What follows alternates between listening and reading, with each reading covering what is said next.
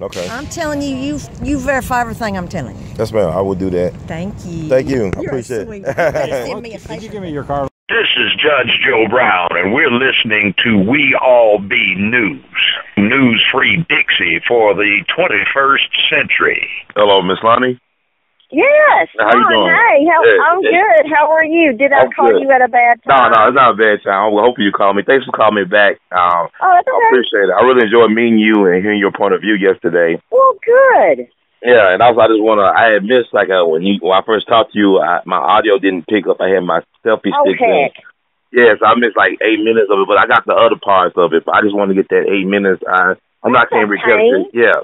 But I thought it was important, the things you were saying. You were clarifying Nathan BEdford ForREst's role in Fort Pillow and what actually happened. Oh, yeah. And you know what I want to do? Listen, I'm be honest with you. I don't go with what this one said or that one said. Right. Except the people that were there, okay? Mm-hmm. Now, what I can tell you is Sherman himself, Bedford was exonerated in two separate, distinct, I guess one of them was a military tribunal, and ForREst said, you know what, Sherman said, no, there's nothing to this. He knew it was a crock.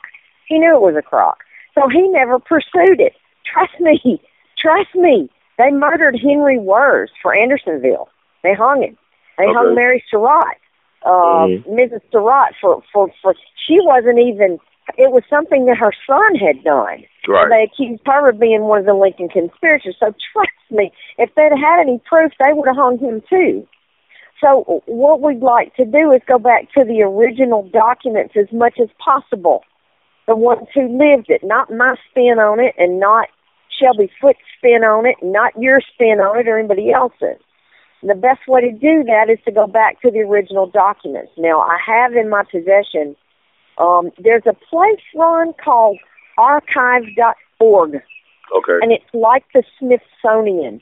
Mm-hmm. It's got they're digitizing so much material and things that have been out of print for 120, 130 years.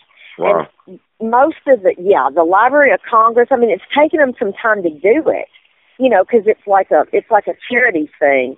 But Microsoft does it, and Google does it, and all of these different libraries from Duke, Harvard, MIT, Library of Congress, all of them are slowly but surely getting online. So some of the stuff is being digitized, and some of it I've downloaded because I'm just afraid that some of it's going to disappear, But one of the things I've got that I'd be glad to, did you send me a Facebook friend request? I said you want. Okay, when I get online, I'll accept it, and I'll link it to you in a private message, and you can bookmark it, and you can go there and read it for yourself.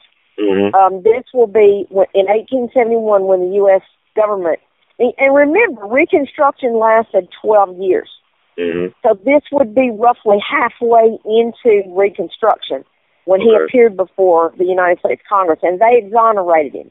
Now, I don't know that they believed him, but there was no proof.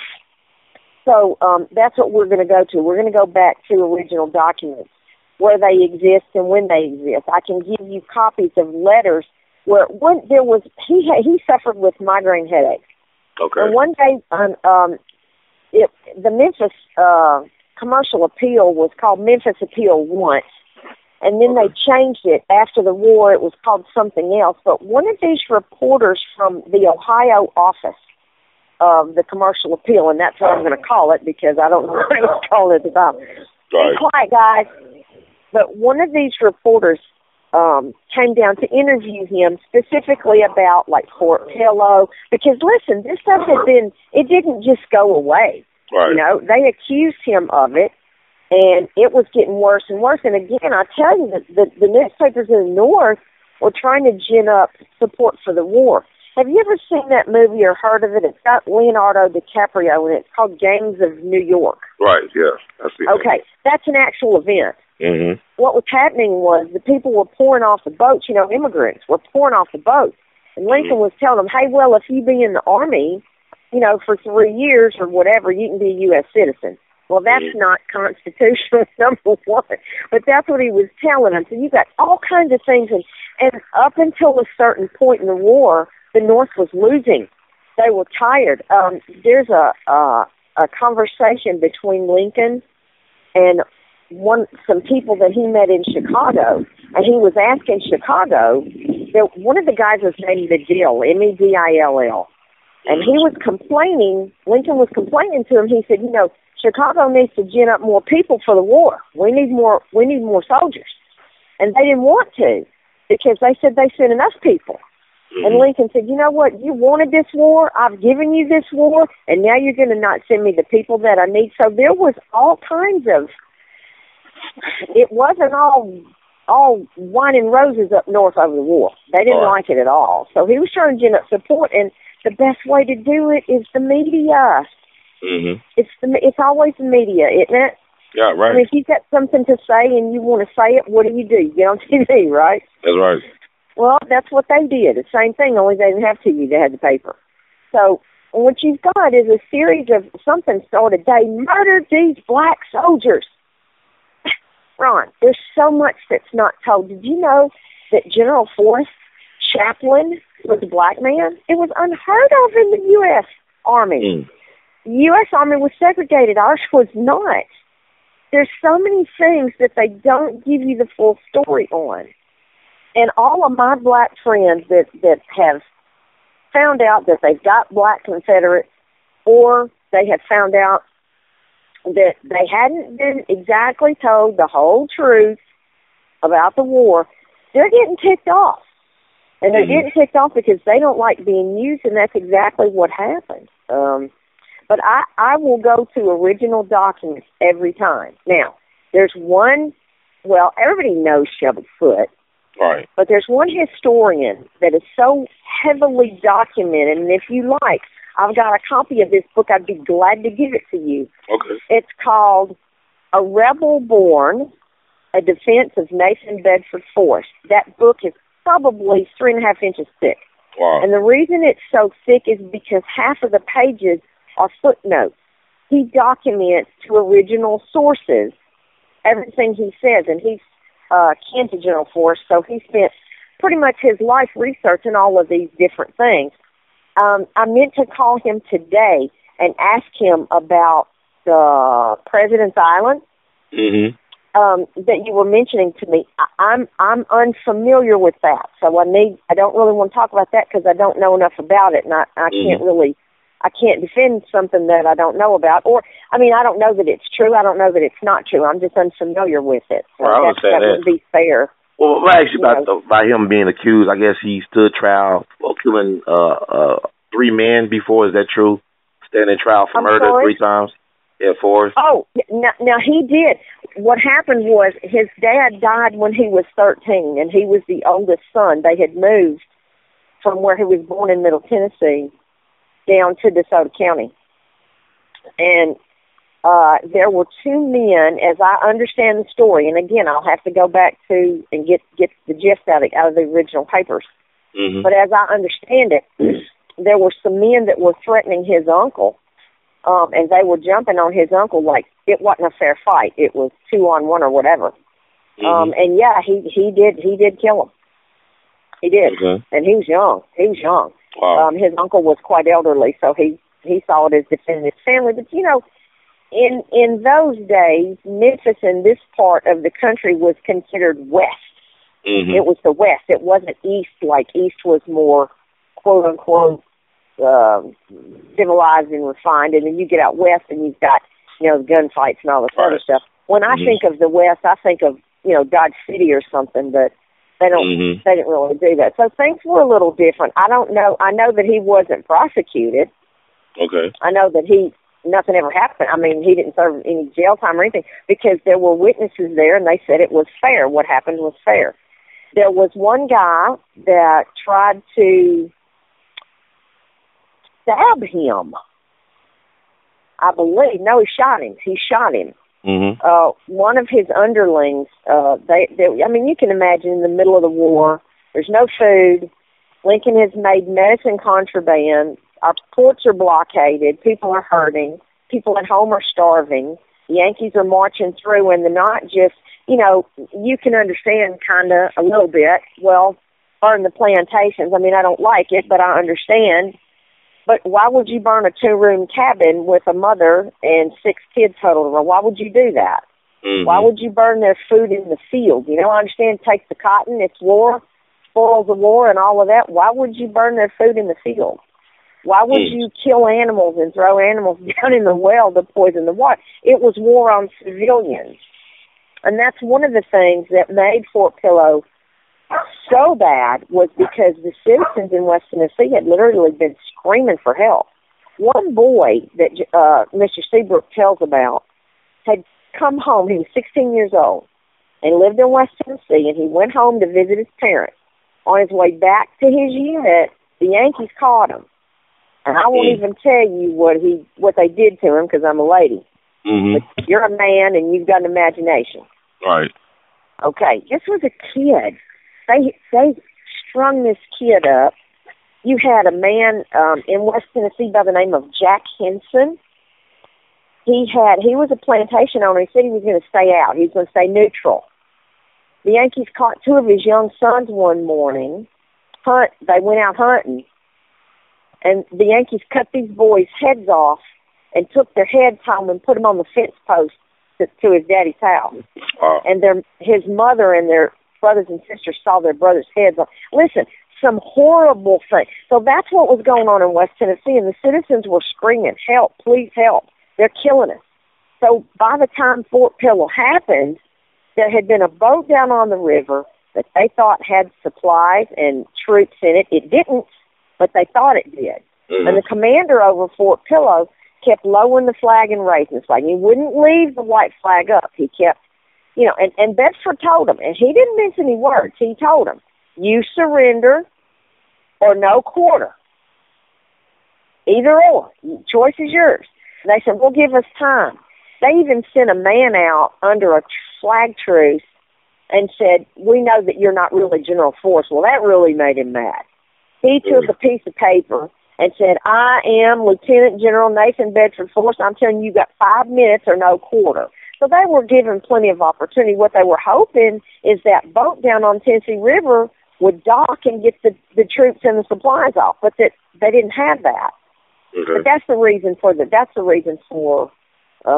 stalling. But there's so many things about Fort Pillow that they're not. You're not getting the whole story. Did he bury black folks? Yes, because they were playing dead. It's interesting. Mm-hmm. At the trial, at the U.S. Congress trial, it was kind of like what you couldn't get the same story out of anybody. Okay. I mean, there's more to it, and I want to send you these links, and you read it, and you make your own decision. I would add this. I know I talked to people that said that people in their family, black survivors of Fort Pillow, they said that women and children were killed at the fort as well, and even like a soldier of ForREst wrote home and said that folks were trying to surrender, and he said no quarter. Like he said, they were slaughtering soldiers even when they surrendered. Okay, are you getting this from an original document, or are you saying it was no? I'm gonna say it was a document that said allegedly written by a soldier under ForREst who wrote home, and I'm just paraphrasing when he said that folks were surrendering, but they were being slaughtered. He thought it was too much, but ForREst said no quarter, like you said, no quarter. I would have to see that document. Right. I mean, this is what he. I can tell you this. Mm-hmm. I think it's either twisted or an out-and-out right lie, one of the two. Mm-hmm. General ForREst would never murder a female, much less a child. But it is war, though. People do kill people in war, right? You do kill civilians in war. I mean, that's just collateral damage, right? I think there is collateral damage, and there could be. Yeah, but you got to understand, we were invaded. Okay. We're not going to kill our own people. Now, I will tell you this. Mm-hmm. He did make mention, because one of the guys asked him, Washburn or somebody had asked him, and I'm going to send you all these things, and you can read them for yourself. Okay, I appreciate it. Thank you. Washburn somebody had told him, well, what do you intend to do with the slaves that you catch, that we listen, and let me just say that about these Yankees, there were so many people, Ron, that were following him because they were forced off of these plantations.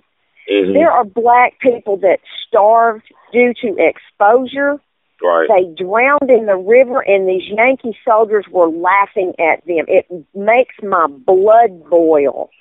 The thing, and these are official U.S. records. It's not anything that Confederates said. This is I know. I saw the Natchez, Mississippi, the Devil's Punch Bowl thing. The Devil's Punch Bowl. Yeah, I heard about that. That was horrible. Yeah, it's worse than horrible. So the one thing that I can say, General ForREst said, if he warned, if I knew, if he had this, if I'm a man of war. Now my husband is a United States Marine. Mm-hmm. If I'm a man of war, and I'm meeting another man of war on the field of battle. Right. And you're losing, and I'm going to tell you, dude, you got 25 minutes to surrender or no quarter. I'm going to wipe you out. A man like General ForREst, I think I would have believed him, Ron. And they were trying to jerk him around, and he was not to be trifled with. Because as I told you, the citizens in West Tennessee were begging. You go online and research, or I can send you the papers on Jack Hurst, H-U-R-S-T. Mm-hmm. No, Henson, I'm sorry. Henson, okay. It's written by a man by the name of Hurst. There's like Jack Henson, H-I-N-S-O-N. And the things that were going on in West Tennessee would make your skin crawl. I mean, the inhumanity. And when Sherman was asked about it, listen to what Sherman said. He said there's a race. He said there's a, how did he word it, Jesus? Let me get it right. He said there is a people in the South that has to be exterminated before peace can be restored. It's every man, every woman, and every child. That is what he wrote in an official letter. Wow. Now, that's what you're dealing with. Mm-hmm. Now, the United States, I mean, I'm sorry, win the war, write the history. I love my country, Ron, I do. Mm-hmm. We were born into this century, not that century.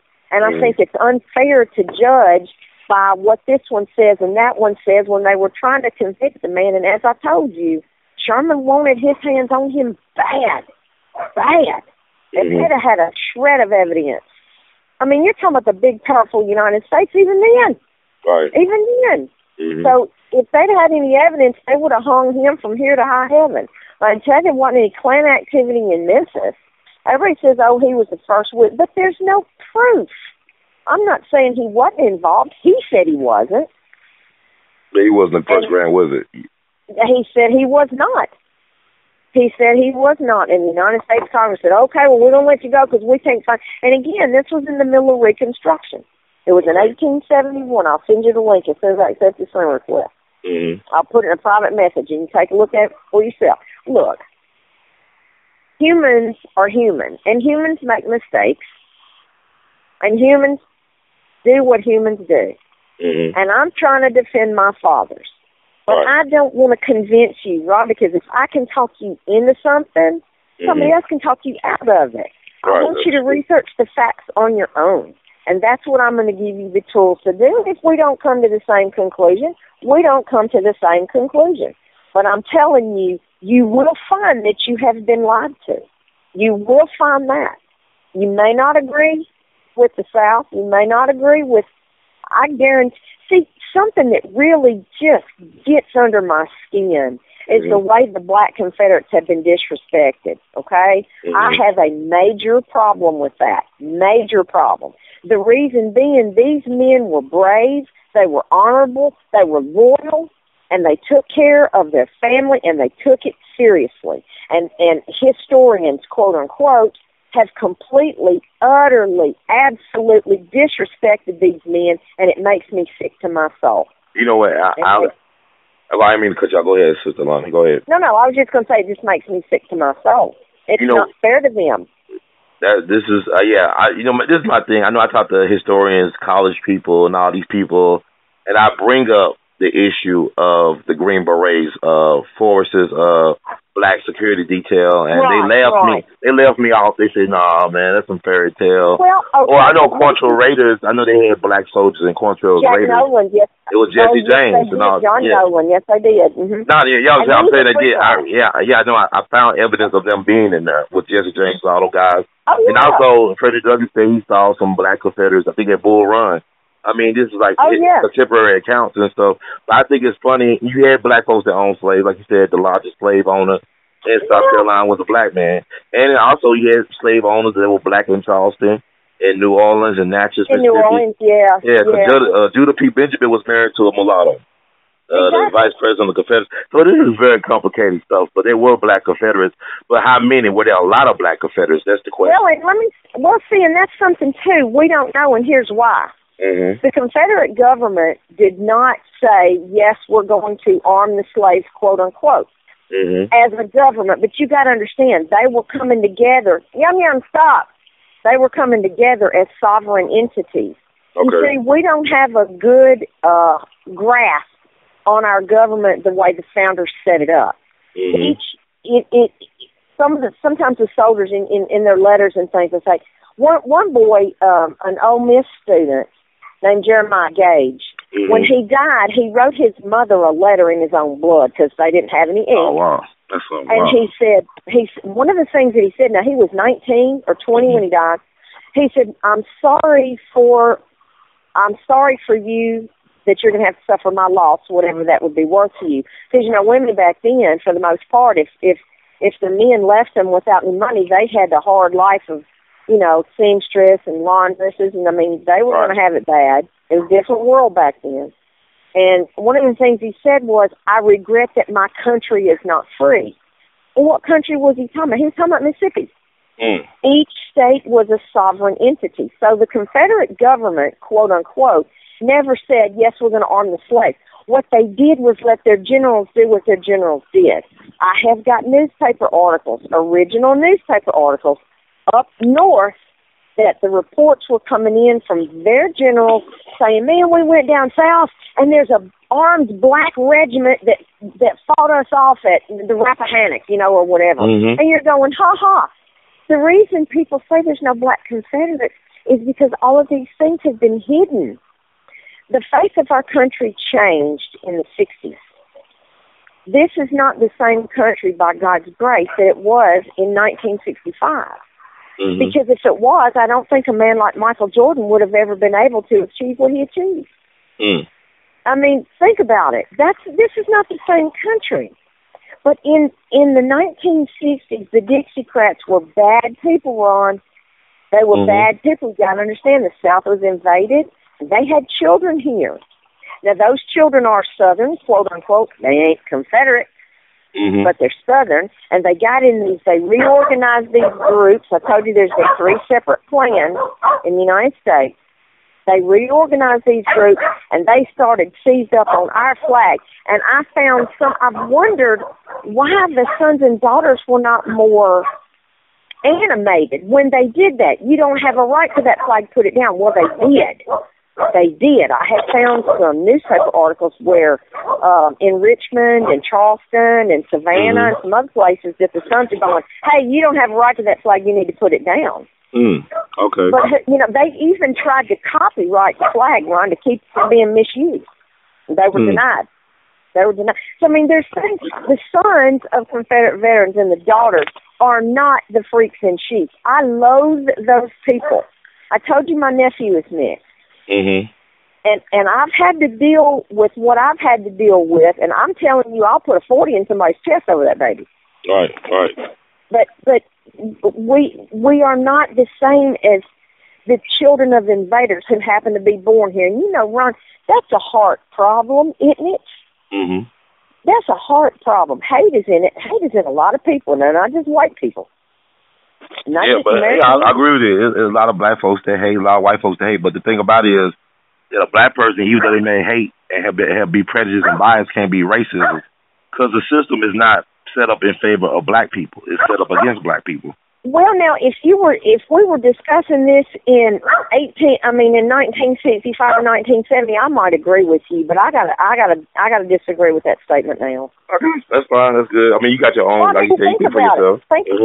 I'm a conservative, so I'm going to be a little different than a lot of people that anyway, just because my philosophy of life is based on what the Bible says. If God says something, that's the way it is, and that's the end of it. I hear you. I don't think that anybody that claims to love him can call him a liar. And he said, I'm the Lord, I change not. So that's kind of the end of that. But I will admit we're not where we need to be, but by God's grace, we're not where we were. But what do you think about the police shootings? I mean, what do you think about the police brutality? Is that a real issue, or is it like not a real issue? It's like everything, don't you think, Ron? I mean, are there bad policemen? Yeah. But lumping all the bad police, lumping them in with the good guys, that's kind of like lumping all the bad parents in with the good ones. But do you think that black people, like I talked to Nathan BEdford ForREst great-great-grandson, Mr. Bradley, yesterday. Mr. Bradley, yesterday? Yeah, I asked him, I talked to him yesterday. I talked to him last year. I think he's interesting. I think he's a very gentleman-like dude. He's not like a person that's standoffish by any means. He's very low-key. He's low-key, but I don't think he doesn't, look at a person like standoffish. But I asked him a question about the Black Lives Matter movement and about police brutality. He basically said it, to paraphrase him, I got an interview out there as well, too. He basically said, look, a lot of black folks don't know how to respect authority, don't know how to behave with the police. And do you think that's fair?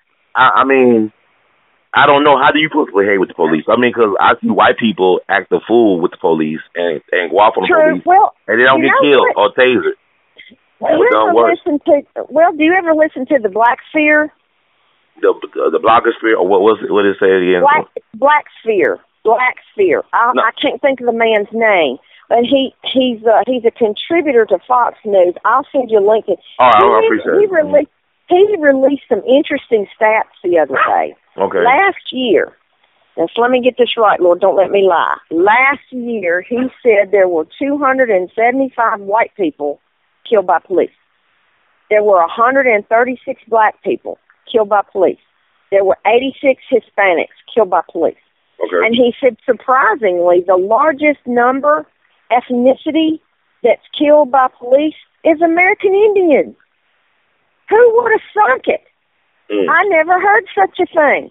Now, I don't know where he got his. He said in this little, it's like a 2 minute and a half little video segment. You'll see it on my wall.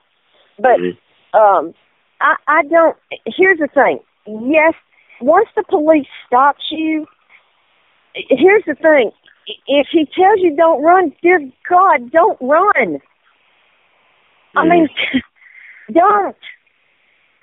Listen, I grew up in the 70s. I'm 58 years old. I used to date guys that drove fast cars, and one of my boyfriends would not stop in North Mississippi when the sheriff's department stopped. That man chased us for 5 miles. We thought we got away from him. Right. He pulled up on a hill down on 301, and we thought, no, because all he did was waiting for us, and we come a different way, and he pulled him over and went to jail anyway. Don't run. But he wasn't beaten up or killed, though, afterwards. He was not beaten up or killed by the police. He was taken to jail. No, but I mean, is it because these guys are taking shots at him? Are they trying to hit him? To be fair, last year, it was this black woman and her husband. They were both, she's a doctor and got a thriving medical practice in Memphis. It was a traffic defender. He almost had an asthma attack, almost died because of the way police treated her. They were being very cooperative with the police. They were friends with the mayor of Memphis at the time, A.C. Warden. Yeah. They say, look, no, we got to practice. We're not trying to cause no harm, officer. They were being very compliant, and yet they were treated like they were nobodies and like they had a criminal record. And these were outstanding citizens of that area. And they wrote about it. I can see you link to that, from the traffic defender and also from the interviews last year. So they always exception to the rules. All I'm saying is, how do you deal with certain people? Because a lot of times these police officers are not necessarily the brightest bulb in the box or whatever. They're not the most intelligent people. I ain't saying all of them, but a lot of them are like the lowest fruit hanging from the tree. They're not the people that got common sense. Agree. Working.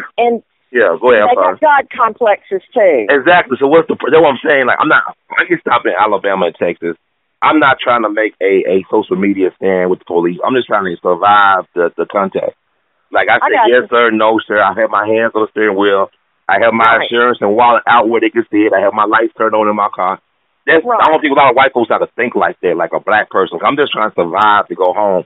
I'm not trying to cause any trouble. A lot of times the police will say, where you going? Why they got to ask me where I'm going or where I'm coming from? That's not even right to do so. I try to comply.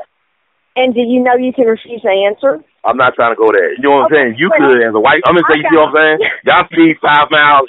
You say, your boyfriend like Dukes of Hazzard. I'm not going to do that to the police.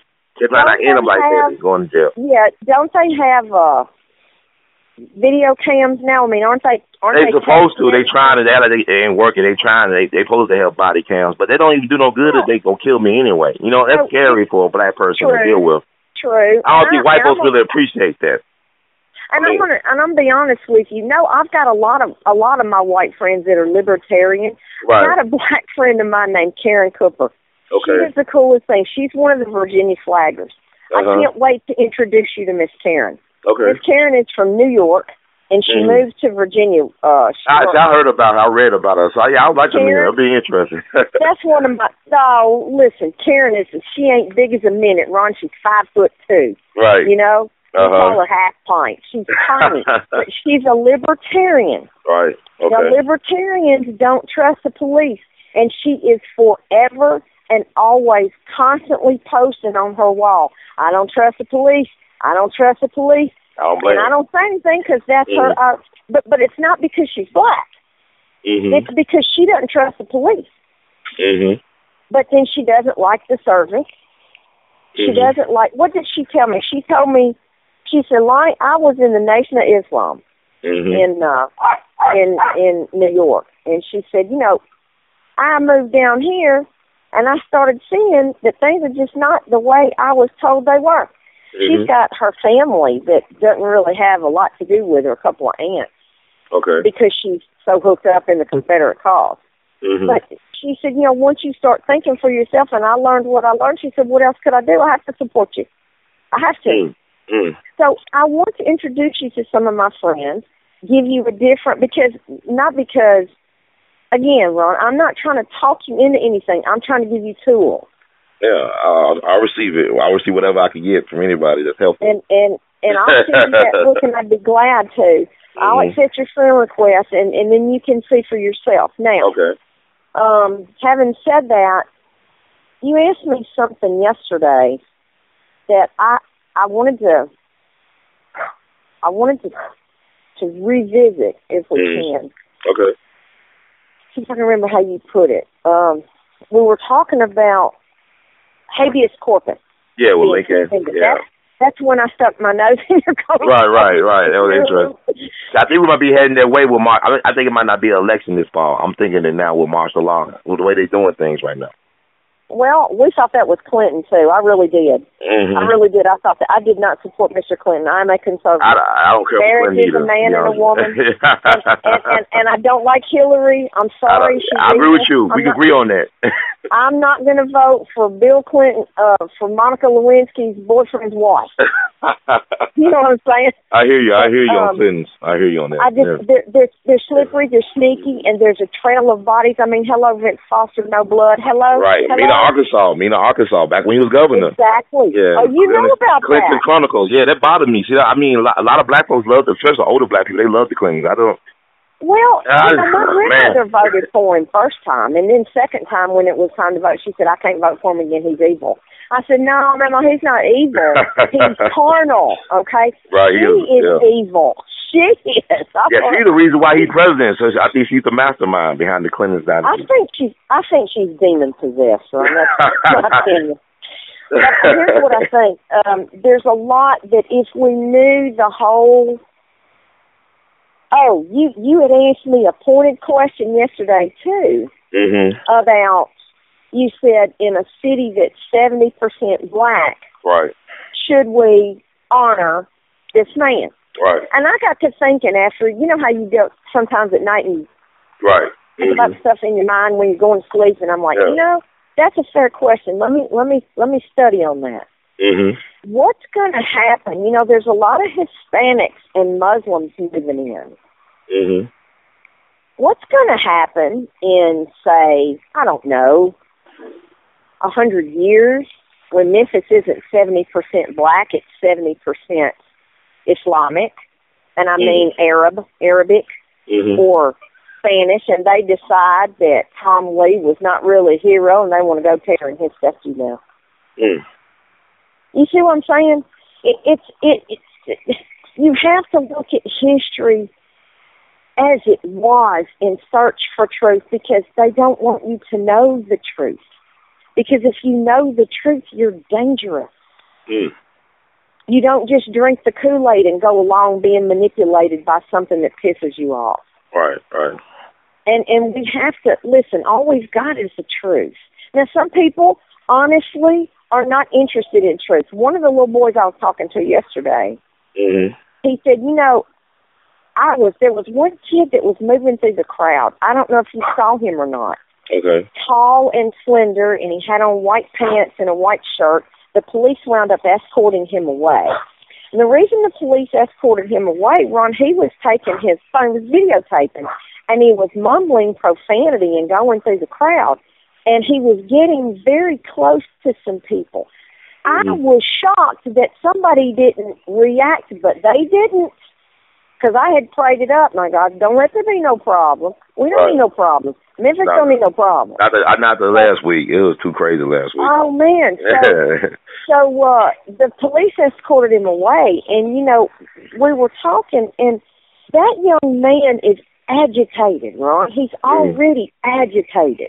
Mm-hmm. And then you get around a statue where somebody has said, this man has done all these things, without finding out the truth of it. You at least are trying to find the truth of it. This young man is not. He don't have time for that. Because he's already pissed off. Right. And it's agitation, and they can control us, getting us angry. That's true. You've heard of white hot anger and cool logic. Right. Mm-hmm.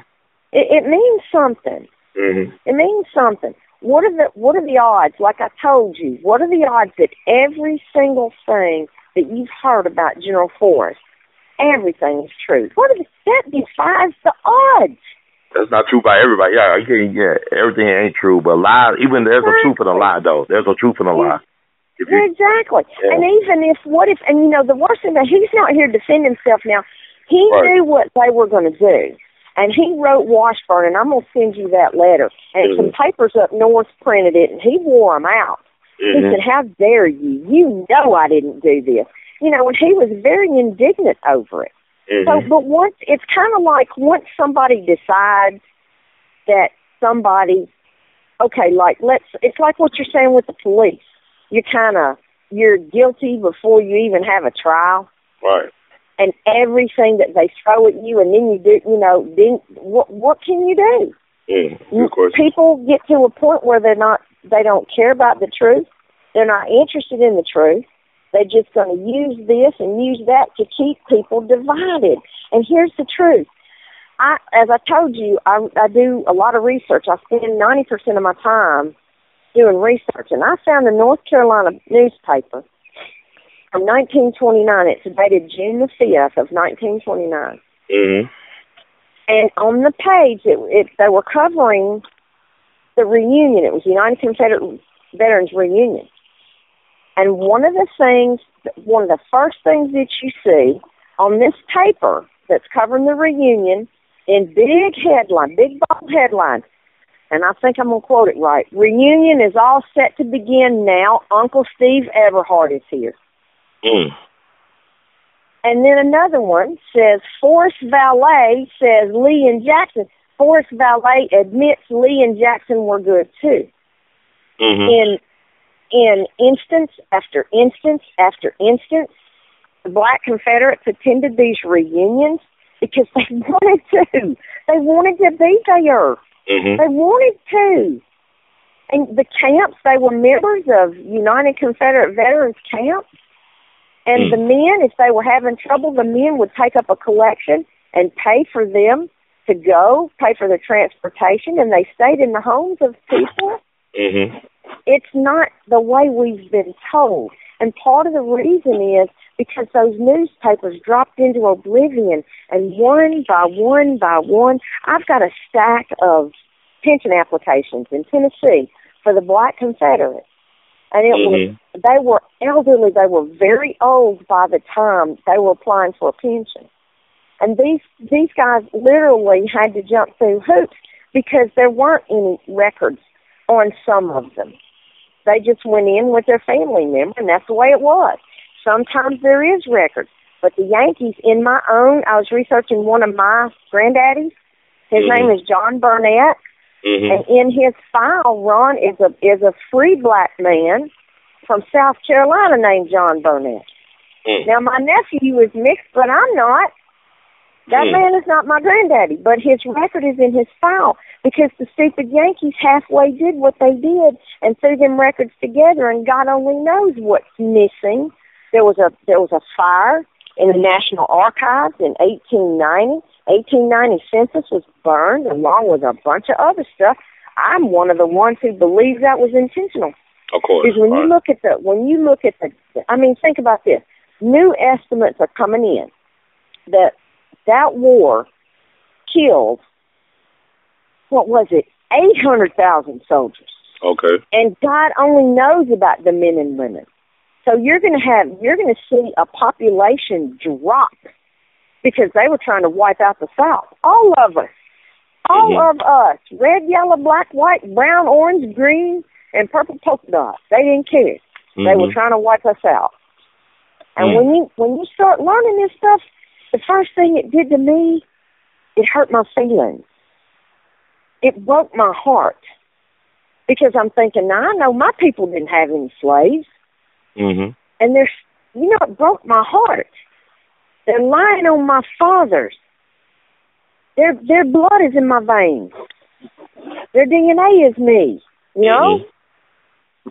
They're lying about him. And then I got mad. And now I got to defend them. I got to. And we may not come to the same conclusions, but you will find that you have been lied to about much. And what's the reasons that somebody's going to lie to you? To keep you under their control. To keep you under from control. reaching your full potential. Exactly. And they want to control what you think and what you think about them. They want to hide what they've done. You know, Romans chapter 1 talks about those who suppress the truth in unrighteousness. That's basically what they've done. Now, God is sovereign, and God allowed it. Do you realize if Lincoln had lived, every black person would not be on this country? Do you realize that? I heard that he sees us as equals to white people. I think he see the black man as equal to the white man. He insulted a group of black leaders that came to visit him at the White House. Okay. I mean, he was horrible to them on some of the things he said. When you accept, I'm going to go in a little bit and accept your friend request. And if it's okay with your permission, I'd like to add you to one of my groups. That'll be fine. It's my group. It's called Black Confederates and Other Minorities in the War of Northern Aggression. That's fine. And I give you documented proof. My friend Teresa, who is the archivist for the daughters, is in that group. My friend A.L.L, Miss Karen. I've got some very articulate Black Confederate friends who know more than I. Because it's their family, and they said they're tired of their family being trashed too. Right. So, and then, you know, if you don't have, listen, we don't have to agree on everything. You don't have to think like me. You got your own mind. I don't want to control what you think. What I want to do is give you tools and let you find it on your own. That sounds very good deal. A good deal to me. Can't complain about that. Yeah, but what do you think about the notion? Like, you look at, what happened a couple of years ago with Occupy Wall Street. And a lot of the criticism for me with Occupy Wall Street is that they didn't want to get rid of Wall Street. They want to occupy and become part of the country club that was screwing over everybody else. So do you think, I know a lot of the Confederate soldiers did not own slaves, that some of them thought they might own slaves one day. They'll be a part of the club. I don't think that was it, and I'll tell you why. Okay. My family, I can trace my family back to 1540 at the Isle of Wight, Virginia. Okay. And in 1620 Jamestown. Now, my Confederate fathers had Revolutionary War fathers. If you read the Constitution and the Declaration of Independence as it is written, with the first 10 amendments to the Constitution, okay, just the first 10, it's very plain. Their fathers, they came home and heard their fathers talking about Lexington and Concord.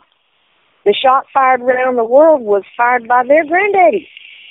They knew the stories. They knew the British herded people up and put them in churches and set the churches on fire. They knew about that. They knew.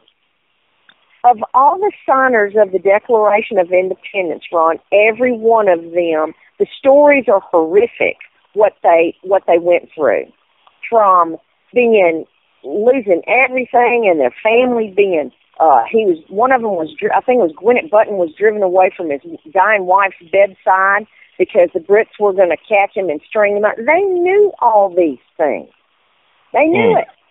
Okay. So it was natural for them when they saw their rights being encroached. And here's something very interesting. Of the first 7 states, the Cotton States did leave first. They did. But only 4 of those even mentioned slavery in the document. Now, here's something that you got to consider. Unfortunately, that institution was intrinsically tied up in the economy. Now, every other country had compensated emancipation.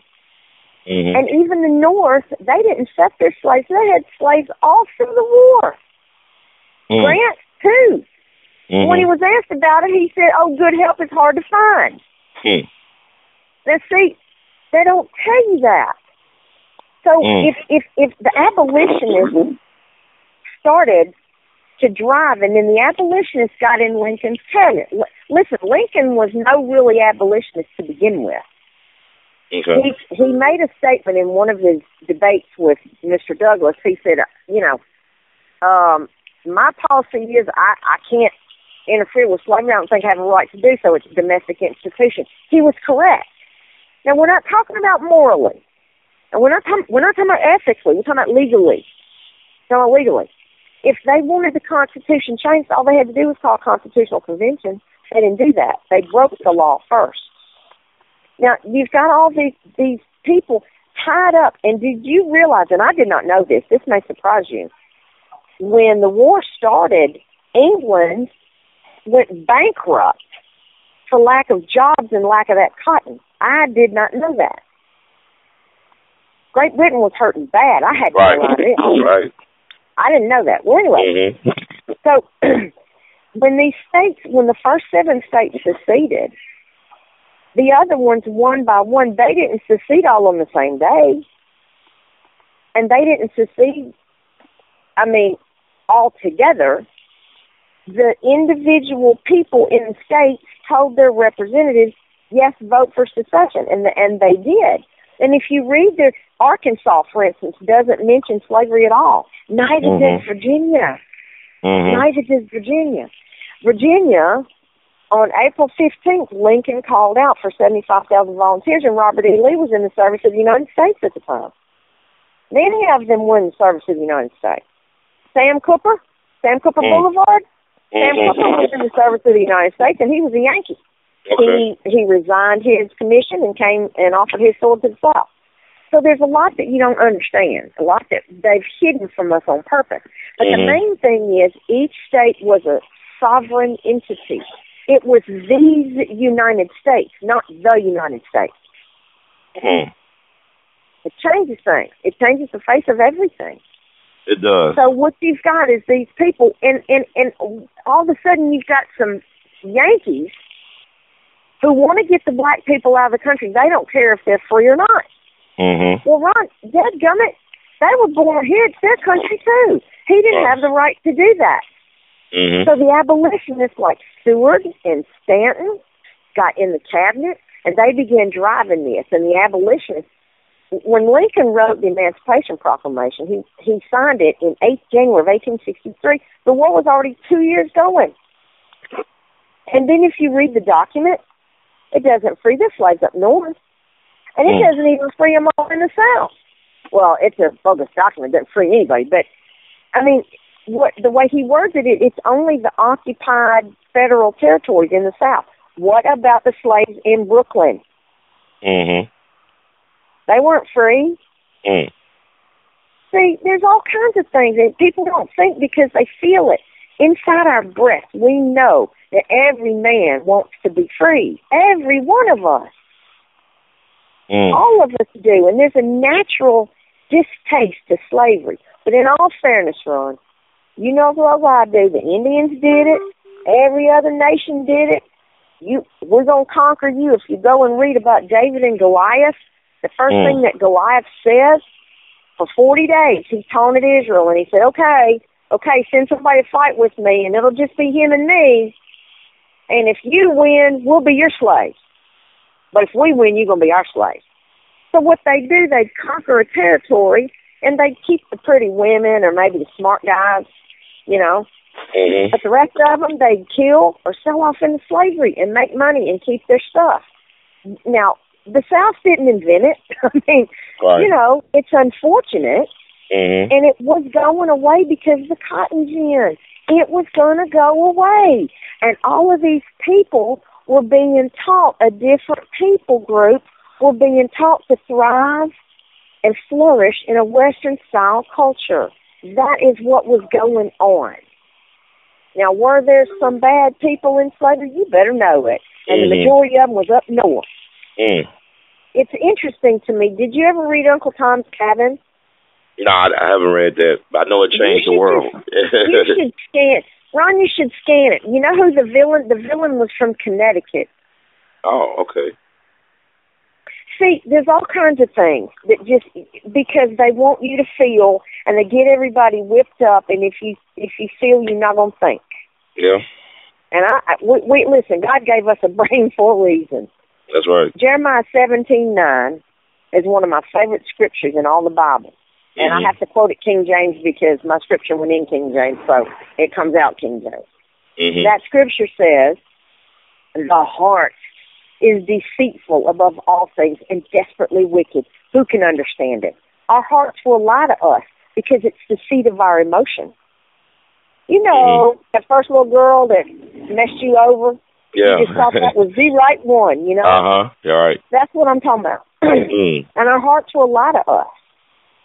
And they know that. The enemy knows it, and Marxist agitators know it. Now, I'm going to tell you, I got to thinking about, you know, I know the Black Lives Matter got over on the bridge yesterday. Right. And one of my little girlfriends is married to a black man. Mm-hmm. And you'll see her name is Kayla. Okay. And she told me, she said, Black Lives Matter. I said, Kayla, all lives matter, baby girl. Jesus died for all of us, and he didn't hang 15 minutes for the white man, 5 minutes for the black man, and 45 minutes for the Indian. You know what I'm saying? Mm-hmm. I mean, all lives matter. So there was a good back and forth on that. So I prayed, and I got to tell you, I disagree with what they're doing, and I have no respect for them, and here's why. Okay. Mike Matthews went over to Crittenden County. I don't know if you know it or not. Crittenden County closed their hospital a couple of years ago. Okay. They don't have a hospital over in West Memphis. Mm-hmm. There were 4 emergency cases yesterday. One was a pregnant woman, one was a heart attack, but they had to use the air wing to get those people over to the hospital. That's taxpayer money and money from insurance or whatever. That didn't need to be. It didn't need to be. But I got to thinking, I got 4 kids, Ron. Mm-hmm. I got 4 kids and 13 grandkids. Mm-hmm. I can see me sitting on that bridge with 4 little kids in the car that are hungry and thirsty and whining and got to go to the bathroom. Mm-hmm. And I got mad. I got mad because you know what? You people are not thinking. You can't listen, we all have rights, but you can't trample on someone else's rights, or it makes you a hypocrite. And by blocking the path of these other people, that's wrong. Because you don't know what these people are dealing with. What if somebody on that bridge was trying to get to the bedside of his dying mama? Yeah, I mean, this is true. I thought about that as well. I know some of the commentators brought it up. You can't do that. It's one thing to get people's attention, okay? Mm-hmm. But you don't know what's going down the road, that you're hurting other people. My mom and daddy used to say it's never right to do wrong to do right. I don't know, man, because I look at this like this way. I don't mean to cut you off, but I'm saying I-55 was open. I mean, that was not the only way to get into Memphis. You had I-55 open. No, I know, but I know that. But I'm talking about the ones that was already on the bridge, that was past the past the exit. Well, I gotta say this in all fairness. This being a black person, like you talked about the speeding situation when you and your boyfriend back in the day. As being a black person, we do have an issue with the police in terms of, me. I got several degrees. I'm working on my doctorate in education. That don't give me a pass from the police mistreating me, no matter how well my respectability politics I had played. Like I can say no sir and yes sir, and still get my head blown out. So when we talk about, like you said, the statistics about more white people getting killed by the police, well, there's more white people in the country according to the census. So if you look at, if black folks are 13% of the population, and we got over 100 of black folks getting killed last year by police versus white people are the majority of the population, and it's only 270 something. You look at you're talking per capita. So you're talking per capita. Well, let's talk about you look at the prison population, right? You look at we got 2 million prisoners in American prisons, 25% of the world's prison population, and 1 million of those people that are in prison are African American people. So how can 13% of the population represent? Well, because of the laws, how the laws are applied, and also that you got to have the money to play the game. A lot of people are in jail for being poor. Basically. Hang on. Now let's be fair. Okay. I'm gonna tell you a true story. All right. My daughter-in-law's father was killed by a drunk driver. He was on his motorcycle, and he was killed by a drunk driver 2 years ago. Okay, I'm sorry to hear that. This drunk driver happens to be a black man, and he has had his license suspended, and this was his third offense, Ron. Now, that's his fault. It's not the law. That's his fault for making a stupid choice. You don't drink and drive. You don't text and drive. It's true, but people do it anyway, though. People do it anyway. Well, yeah, I realize that. But, for you to make a blanket statement like, well, the laws are missing, but you can't say that. Because I just gave you an instance where that's not so. Oh, that's like, I can see how that, he drinking and driving and killing somebody. He should be punished for that. And the third time he killed somebody. Okay. The first 2 times it was just wrecks. Yeah, but a lot of people drink and drive, though. You look at, these sporting events where you go to a baseball or football game, people just drinking like crazy and getting on the road. That's just the nature of the beast. I agree. Yeah, but here's the thing, though. But the thing about it is, just the problem. You legalize marijuana, but a lot of people, families have been destroyed over people being sent to jail for marijuana. You make the face of the drug problem black, when in reality, the biggest drug states with the ODs, the overdoses, is Utah and Vermont. Those are white states, but you give it a black face. So I'm saying, like how they portray black folks as the boogeyman, therein lies the problem. Why is no empathy or compassion for black people being mistreated by this just us system, not justice system? But now, see, this goes back to this is not the same country that it was. Okay. I got your heroes are black athletes, Ron. I hear what you said, black athlete. You said black athlete. Yeah, okay. My grandkids, listen, my favorite athlete, I don't really watch football anymore because the game has gotten so ludicrous where it's like all they're playing for is money anymore, It's for most I like of it, college ball. Yeah, it's all they care about. Money, money, money, money, money. Dude, you're going to die. What's your monay going to do for you? Can't stop you from dying. I agree with you on that. It may make it a little easier while you're here, but here's the thing: the country. Listen, you know who I would have voted for if for a president, first black president, be Lieutenant Colonel Allen West. I love that man. I think they'll say Colin Powell. Okay, you said Allen West. Interesting. Okay. Well, I like Colin Powell, but I disagree with him on a lot of philosophical issues. Okay, but Lieutenant Colonel West, I love me some Lieutenant Colonel West. Listen, what I'm trying to say is maybe we're not where we're supposed to be yet. I'll grant you that.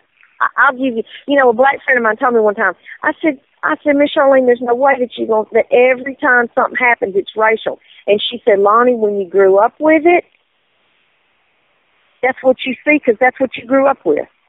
And I had not thought of that.